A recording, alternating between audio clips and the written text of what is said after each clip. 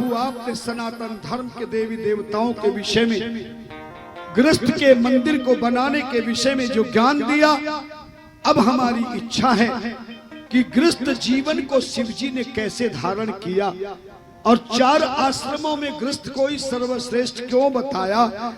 सभी ऋषि मुनियों ने, देवताओं ने गृहस्थ जीवन को धारण किया। हमें भगवान शिव के गृहस्थ जीवन की गाथा को सुनाकर हमारे जीवन को धन्य बना दीजिए। सभी बिल्कुल अटेंशन हो जाए, सीधी कमर करे, सौभाग्यवती नारियां सभी सर पर पल्ला करे, सीधी कमर करके हाथ जोड़ करके भगवान शिव के इस गृहस्थ जीवन की लीला को सुनने से आपके गृहस्थ जीवन में आनंद ही आनंद, परमानंद होगा। भगवान शिव ने ब्रह्मा को सृष्टि की रचना का आदेश दिया, विष्णु को सृष्टि के पालन का आदेश दिया। स्वयं बोले मैं संहार करूंगा। ब्रह्मा जी ने सृष्टि की रचना प्रारंभ की, पहले मानस सृष्टि तैयार की। उन्होंने वशिष्ठ, अंगिरा, पुलह, पुलस्त, नारद, दक्ष आदि ऋषि मुनियों को मानसिक सृष्टि से पैदा किया। मानसिक मानी बिना पत्नी के मन में सोचते ही प्रकट हो जाए। सारे ऋषि मुनियों को प्रकट किया, देवलोक बनाया, स्वर्ग लोक बनाया, इंद्रलोक बनाया, गोलोक बनाया, बैकुंठ लोक बनाया, शिवलोक बनाया, भूवलोक, स्वहलोक, जनलोक, तपलोक आदि बना के तैयार किया। भगवान शिव ने सारे लोकों को बनाकर आकाश बनाया, पृथ्वी बनाया, पाताल बनाया, 3 लोक बना दिए और अपने सबसे छोटे पुत्र दक्ष को पृथ्वी का राजा बना दिया। और हरिद्वार के पास में आपने देखा होगा कनखल जगह है, वहीं पर राजा दक्ष की राजधानी बना दी।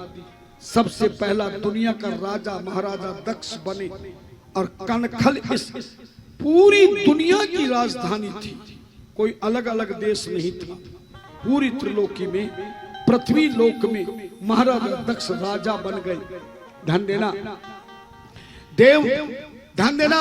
इस तरह भगवान शिव ने सारे लोक और सारे बना करके बड़े प्रसन्न हो गए। शिव जी ने कहा अब तुम मैथुनी सृष्टि का करो। तो भगवान ब्रह्मा ने दाहिने अंग को जरा सा रगड़ा तो एक पुत्र पैदा हो गया, बेटा पैदा हो गया।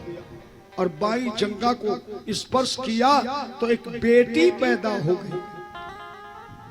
ब्रह्मा ने अपने बेटे का नाम कामदेव रखा, बेटी का नाम संध्या रखा। सारे देवता कामदेव अपने भाई को देख के प्रसन्न हो गए।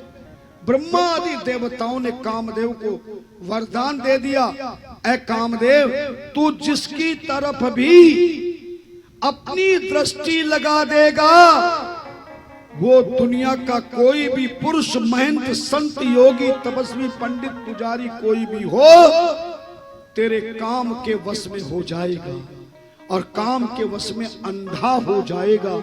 उसे अच्छा बुरा, ऊंचा नीचा, छोटा बड़ा कोई दिखाई नहीं देगा। धन्य सो जी महाराज कहते हैं कामदेव को जैसे ही वरदान मिला, ध्यान से कथा को सुनना, बहुत कीमती कथा सुना रहा, वो अपने परायों को पहचानना बंद कर देगा।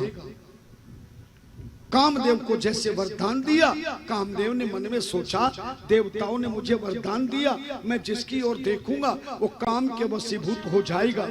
इनका वचन सत्य है या झूठा, एक बार प्रैक्टिकल करके देखो। तो कामदेव ने अपनी दृष्टि सबसे पहले अपने बाप पर ही डाल दी, पिता ब्रह्मा पर। सारे देवताओं पे दृष्टि गई तो सारे ब्रह्मा सही देवता काम के वशीभूत हो गए। और उस समय महिला का रूप केवल कामदेव की बहन ब्रह्मा की बेटी संध्या ही थी। सारे देवता आदि उस संध्या को काम वशीभूत होकर गलत नजरों से पकड़ने लगे। तब संध्या भाग करके शंकर भगवान के चरणों में चली गई। तब ब्रह्मा ने कामदेव को श्राप दिया, जैसे आज तूने हम पर दृष्टि डाल करके हमारे जीवन में तूने पाप कर्म करा दिया है, संध्या को कलंक लगा दिया है, जा मैं तुझे श्राप देता हूं, हमारी तरह जिस दिन तू शिव जी के और अपनी दृष्टि डालेगा, शिव जी की दृष्टि से तू भस्म होकर समाप्त हो जाएगा। किसने श्राप दिया? किसने श्राप दिया? किसको श्राप दिया? कामदेव को ब्रह्मा ने श्राप दिया।